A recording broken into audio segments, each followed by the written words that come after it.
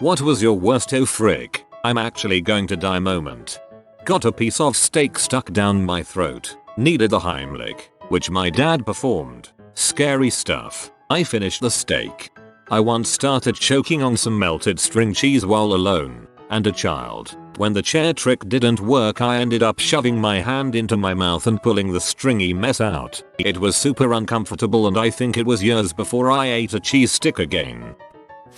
I was in the ICU, and the severe infection that landed me there also caused swelling of the brain. It was the worst pain I've ever experienced, and I was actually wishing for death. I drank a whole house cup of straight up whiskey at once. I was born with spinal muscular atrophy type 2, so I have a really weak respiratory system. Not too long after I finished that drink, I needed to cough but was quickly losing consciousness and I blacked out. As I was blacking out though, I was fully aware of what was going on and could feel myself slowly losing the ability to breathe and how painful it was. All I could think about was what was going to come next. I can't imagine how that would have felt. I've heard that drowning act would be the most peaceful way to die, but I've also heard failing to breathe and passing out is painful as frick too. They don't really go hand in hand. Glad you made it, man. P.S. This post is making me realize how fragile life is. Tried swimming across the Menai Strait, almost drowned, made it to the bank about 2 miles for where I started. Was a long walk home. Was constipated for 5 days. Walked up 5 floors to my room to look for meds to take when every step I took had me wanting to scream. Had to call my boss to carry me down and take me to the hospital. Remember to crap, people. I ate massive crap while shredding on my razor scooter back in the day. The handlebars twisted so they were sticking straight up as I went down and I landed on my throat. The pain was unbelievable and I couldn't breathe for what felt like forever. I finally shook it off and was able to ride home. I never told my mom about that, fearing that she would take away my scooter. 7-year-old me was a badass. I cannot think of a better way to go out as a 7-year-old tbh. Shredding on a razor and wiping out. You'll be school legend for years to come. Extra cred, get the razor logo on your tombstone. Got pinned down by repeated RPG fire which probably only lasted for about 15 minutes. Sounds short, but felt like eternity. They all sounded like they were landing right on top of us and we had no cover except a roadside ditch. I was pretty sure that was it. Took a while to lose the shakes after that one. RPG fire is one of the scariest sounds ever. I was roofied at a party. Besides not being able to freaking move and vomiting uncontrollably, my blood pressure and body temp tanked. It took an hour for me to get to a hospital, and God, was that bad. I genuinely thought I was going to die and came to peace with it. This was a week ago. Iraq USMC. Got knocked down by an RPG blast ridiculously close to me after an IED. Disabled our vehicle. Lost my rifle. Was being sprayed by AK fire. Ears ringing. Barely conscious. Army Black Hawk shows up and quells enemy fire. Buddy pulls me to safety. I thought I would for sure be killed. Good times. Getting rushed from a normal room in the emergency room into the resuscitation bay whilst having a really bad asthma attack was pretty bad. Happened only a couple of weeks ago and I just got out of hospital. I was ODing, throwing up uncontrollably and in and out of consciousness. The whole time all I could think of how my family was going to find out what a loser I was. Their last thought of me. The next morning when I came to, I packed what I could fit in my car and moved back to my hometown. I decided to get clean cold turkey. I was going to remember the ugly side of detoxing so I'd never walk down that path again. I've been 5 years sober since. This is dumb but the experience was very real for me. I used to live within annual pass distance of a theme park that had an awesome roller coaster with a nearly vertical drop. This thing would come up the hill, hang you there, and then plunge down to the bottom. You're probably going 70 miles per hour when you hit the bottom. In the off season, the ride is almost always close to empty, so I was sitting in the front. There is a second section of track next to the bottom of the aforementioned dip. Once day we crested the hill, and I was enjoying the view. Just as the car released and the drop started, I looked down and an optical Illusion combined with my sudden awareness of the situation made it look like a roller coaster train was sitting stalled at the bottom of the dip, exactly where I would be going 70 miles per hour in the front row in about 1 second. In my head, my internal voice said with extremely calm, cold precision, "This is not survivable," and I knew it to be true all the way down to my bones. In that split second I knew I was about to die and there was no time to think about anything else. No thoughts of family or friends or my life, just an instant of mental blankness and white knuckle terror. Then we shot through the dip. The car I saw was on the second section of track. I didn't enjoy the rest of that ride. Got off the coaster, walked out the exit and right back in the entrance. Rode it one more time to get back on the horse. Didn't enjoy that either. Never went back. My I'm going to die experience was on a theme park roller coaster too. In the middle of the ride my U-bar, the only restraint on that ride, suddenly released. I yanked it back down and it latched again, but finishing that ride knowing that nothing reliable was keeping me in my seat was terrifying. I don't do roller coasters anymore. Woke up one morning unable to breathe without severe pain in one lung and coughing up blood. Called the NHS advice number 4 over the phone checkup, and they were gonna send me an ambulance. But I live a 10 minutes walk from a hospital so still walked instead. They x-rayed it and found a massive infection in the affected lung. I got amoxicillin and anti-inflammatory drugs. Also I couldn't sleep in my bed for a whole week because it put too much pressure and caused too much pain in the affected lung. So I had to try sitting in the single seat couch with leg rest every night. TLDR, I had pneumonia and nearly lost a lung died. I told my wife I quit drinking soda because she was on my butt about it. A few months later we hop in the car and I realize I forgot to toss out the Coke can in the car's coaster. This is the best one, after lots of head-wound Iraqi firefight choking stories. I fell asleep in a hotel room in Seattle and might have almost suffocated in my sleep. In my dream, a squirrel came in the window, stood on the windowsill and looked at me, spiders all of a sudden streaming down the walls. After a second I realized I was dreaming. I started trying to wake myself up, something that I usually can do pretty easily. In my dream I went around kicking things, shaking my head, doing everything I could to wake up and get out of the dream, all to no avail. Eventually I started sinking into the floor, almost as if it was like a tar pit, but moving much faster. I kept falling and started gasping for air once I fell beneath the floor. Complete darkness surrounding me. I was suffocating and felt myself dying and legitimately thought to myself, I think I'm actually dying, not just in the dream. I can't really explain that feeling, but I came to terms with my death then and let myself die. For a while that was it, nothing but blackness, no feelings, not really any thoughts either. All of a sudden I woke up with my face down in a pillow, gasping for air in real life as if I had been holding my breath underwater or something for a while. I'm still not sure if I was anywhere close to suffocating or not, but I had legitimately accepted my death in real life, even knowing I was dreaming. That feeling is something I will never forget, and never be able to explain. Hey, get tested for sleep apnea. Cliff diving in Indonesia, couldn't find the proper place that was listed everywhere so we jumped somewhere that looked like a clear jump. Friend jumped in, I jumped in and we couldn't get back up the cliff anymore due to massive waves beating us back towards the big cliff behind us. The cliff we wanted to get back up on was made of sharp volcanic rock so that didn't help. Eventually, exhausted, we got up at a calm moment. Couldn't stand anymore, legs dead from keeping me from drowning. Not a very exciting story but one I hope others won't experience. Took 3 scoops of C4, a pre-workout supplement, which is equivalent to 500 mg caffeine. Was certain I was about to go into cardiac arrest in the gym. Went into the bathroom and sat on the floor unable to move for an hour. Never exceed 1 scoop, kids.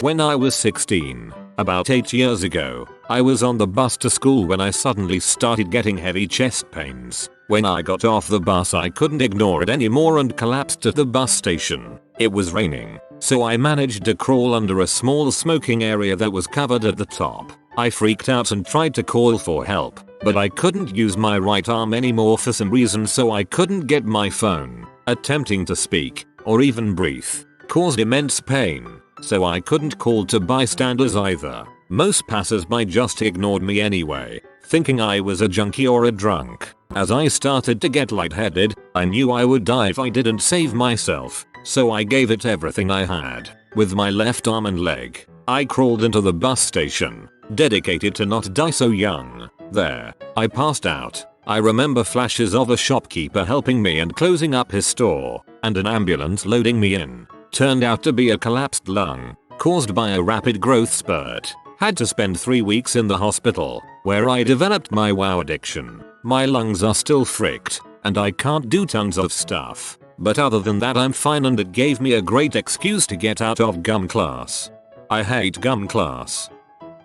Not me, but this guy who made a bad mistake. I was driving home from work and the light turned green. I was already going full speed, so I didn't even slow down for the light because it turned green way before I got there. This guy, he decides he's going to make a left-hand turn right in front of me, and he freezes right in the middle of the road. I had just enough time to look at his face, and he had this look on his face like, oh frick, I'm going to die. I had like less than a half a second to make a decision on what to do. There was no way I could brake in time, and he wasn't moving. Freezing up was like the worst thing this guy could have done. If he had just kept going, he probably could have made it, but he decided to stop. So in like less than a half a second I checked my blind spot to see if anybody was there, immediately got over into the opposing lane of traffic, zipped around him at 55 miles an hour, barely missing his car, then immediately got back over in the correct lane. Thankfully I was the only car going through that intersection at the time, because if there was a guy behind me he probably would have just plowed right into him after I zipped around.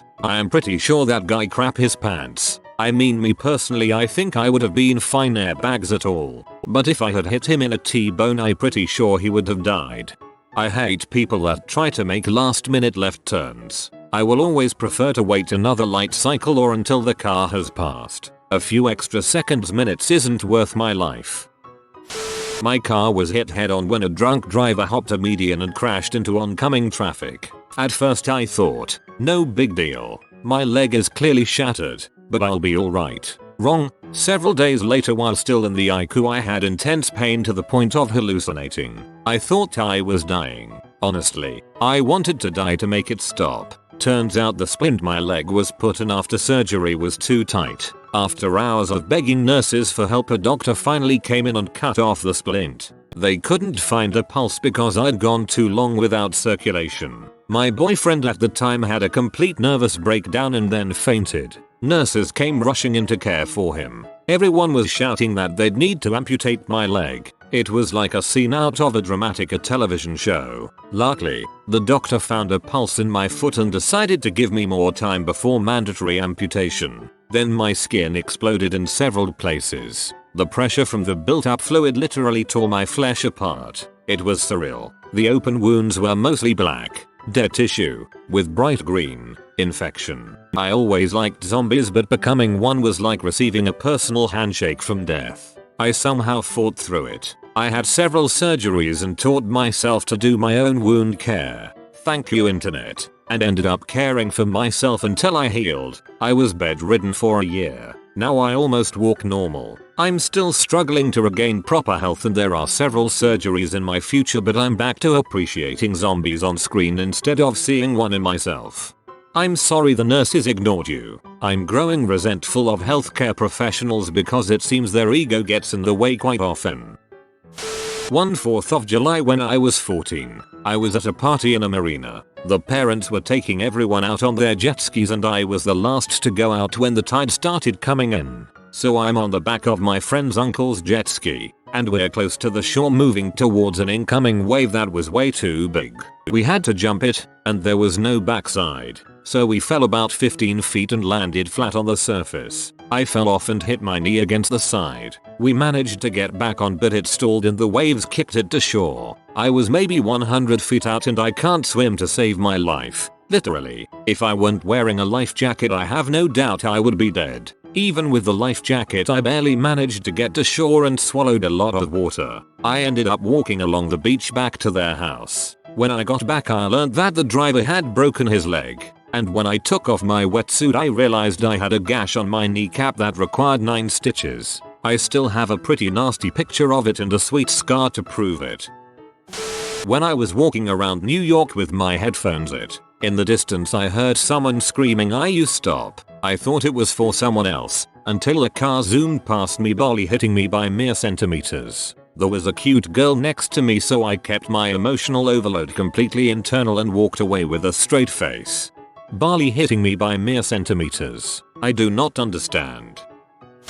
I've had two. First was when I was 15 and at the beach with friends and family. This particular beach is pretty well known for having some tricky currents. I decided to swim a little far out when I noticed the ties on my bikini top were coming loose. I tried to swim in closer to shore to fix it and wasn't paying attention to the waves as I was distracted by not wanting to flash everyone on shore. I got nailed by a particularly strong wave from behind and was pulled under. I was probably only under for a good 10-15 seconds or so, but because I panicked and couldn't figure out which way was up, also holding onto my top for dear life, it felt like forever. For what it's worth, I've always disliked the beach and this experience didn't help things. Second time somewhat similar. I had major abdominal pain and nausea for hours. Excruciating pain. Like what I imagine having a knife stabbed into the stomach and then sliced through. Think harakiri. Over and over. I have ridiculously painful men's cycles, but they were nothing compared to this. It started in the wee early hours of the day. 3 AM-ish. I don't have a car and didn't have enough cash on hand to call for a taxi. Wasn't going to call for an ambulance either. I had insurance but really didn't want to deal with the copay. I live alone and I didn't want to bother my nearest extended family at having to wake them up just to drop me off at a hospital. I eventually passed out around 6ish from exhaustion. When I got up a couple of hours later and still in pain, I called my aunt and asked her to take me to a hospital. I basically had to will myself not to throw up in the car or the hospital. I took a bag with me just in case I couldn't hold it in.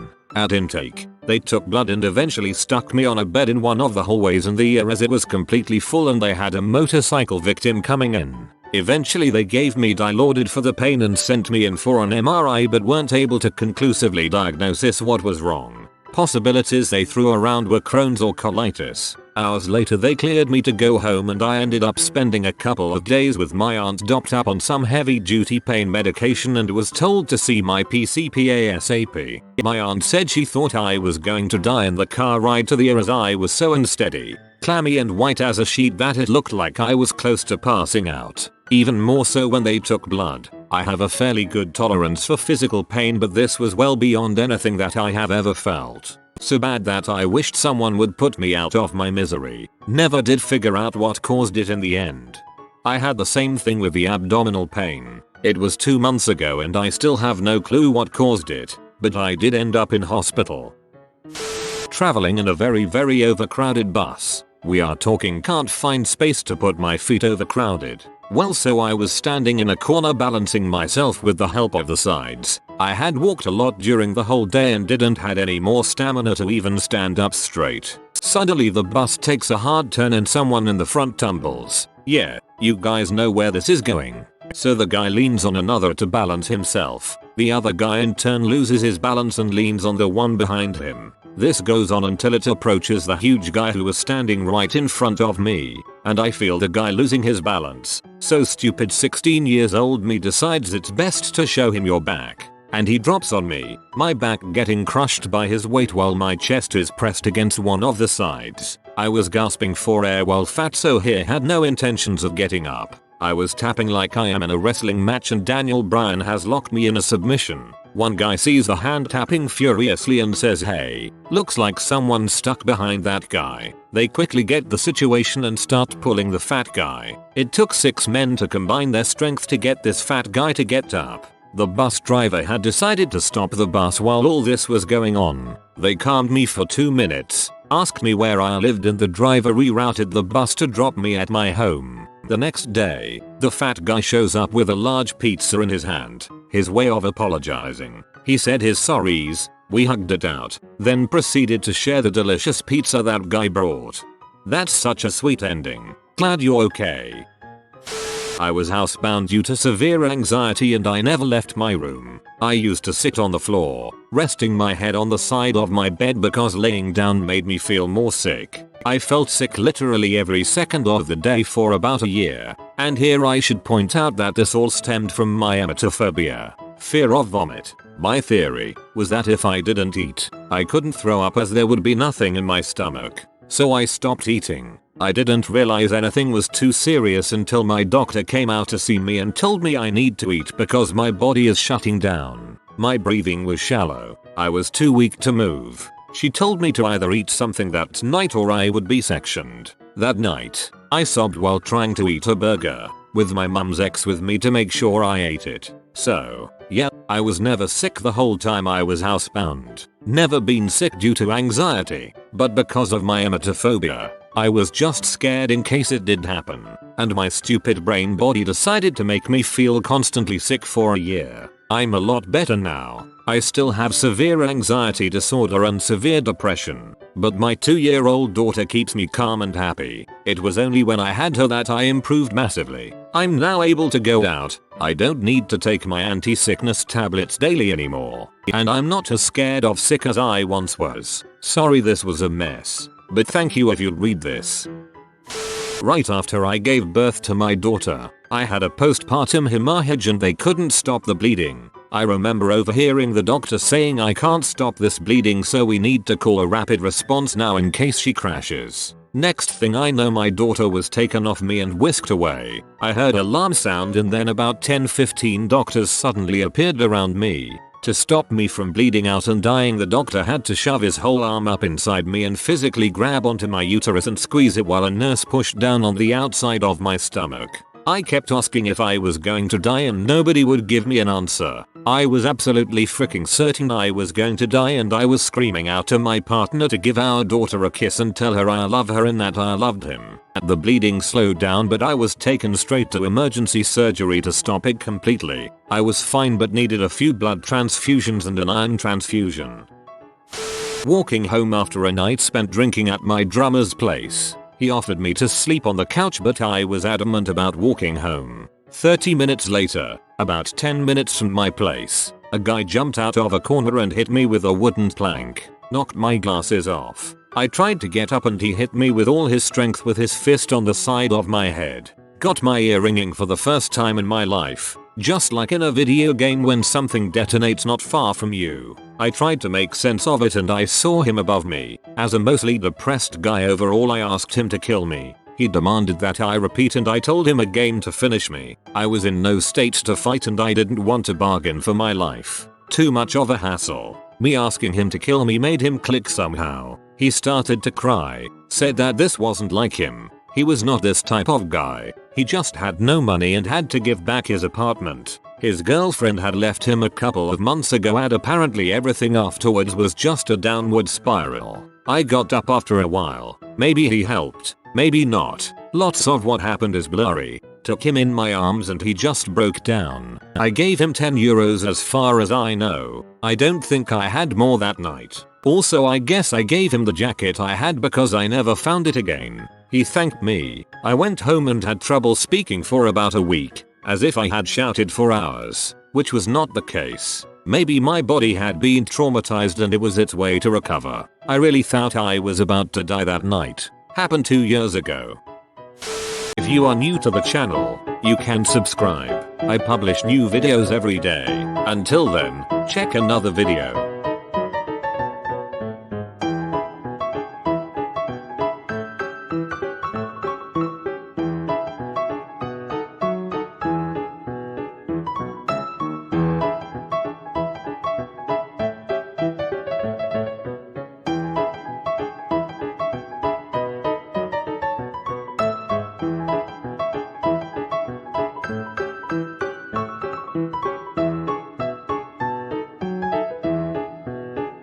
Bye for now.